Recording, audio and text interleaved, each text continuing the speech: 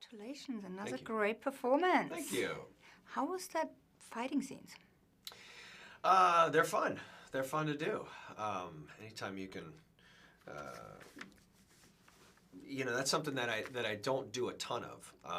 And I'm a pretty active guy in life, so anytime I get to have some fun and be physical in a movie, it's fun. You feel like a kid. So I can't complain. It was all in a very small space. Right. I guess there was a lot of choreographing before and a lot of training beforehand. Absolutely. Are you very disciplined with that? I am. I mean, I went to theater school and I did a lot of combat in school and also doing theater. When you do theater and you do any sort of combat, any kind of even one punch on a stage, you have to do it the same way every single time, every single night, or else people get hurt. So that's a discipline that I think theater actors are, if I can be biased, are probably a little maybe better with, to be honest with you, because you're used to having to do that. And usually in film it depends where the camera is. In stage, it's very obvious where the where the audience is.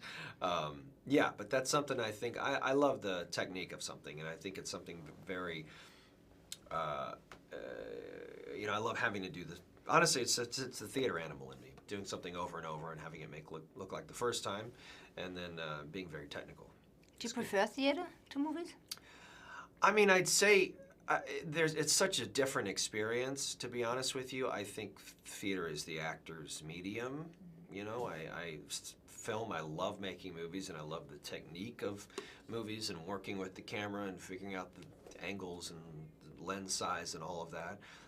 But there's nothing like performing live. So it's apples and oranges. I mean, as an actor, there's nothing like being on stage. So there's that. But when you see yourself on a big screen, when you go and see yourself on a big screen, it's probably obviously different than if you see a recording from being on stage. Oh, yeah. Can you watch yourself? Because some actors don't like that. I can. I mean, if it's good. Sometimes it's not. I don't sit and watch my movies. I don't think I've seen one movie top to bottom since they've come out. But if some movie's on, it's more reminiscing like a little time capsule into your life, because you think about what you were doing then, and it's all things you're flooded with a lot of memories. But I'm pretty good, I think, at separating. I can. The first time is always awkward. It's always very weird. But the couple times you screen movies, and I think I'm pretty objective. I'm not one of those guys that has to run out of the room. I mean, it is what it is, and sometimes it's good, sometimes it's not so good. Sometimes I wish I could do it again.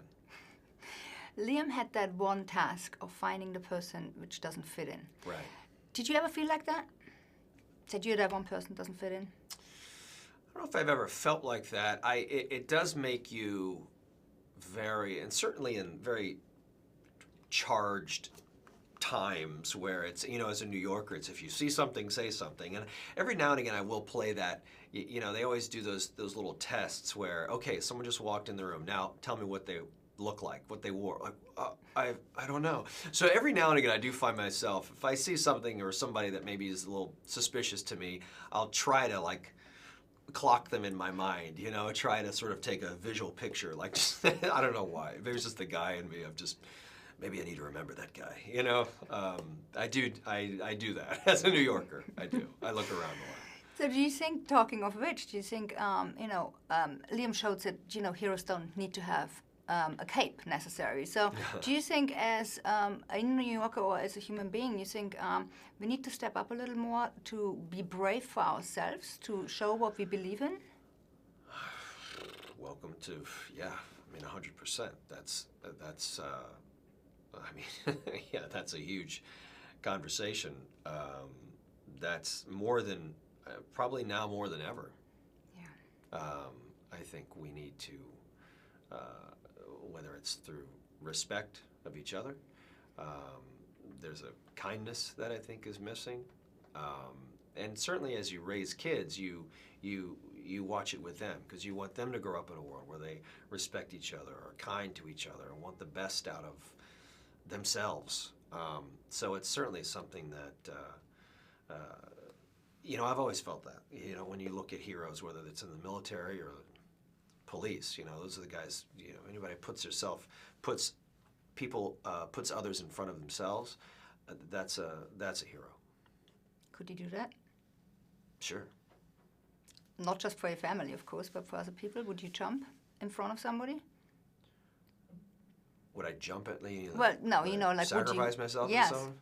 If someone, like in front of a train? No, like if somebody's in danger, would you jump in? Would I help? 100% would I help, yeah. Would I put my life on the line for a stranger? I'm a father first. I that's always in my mind.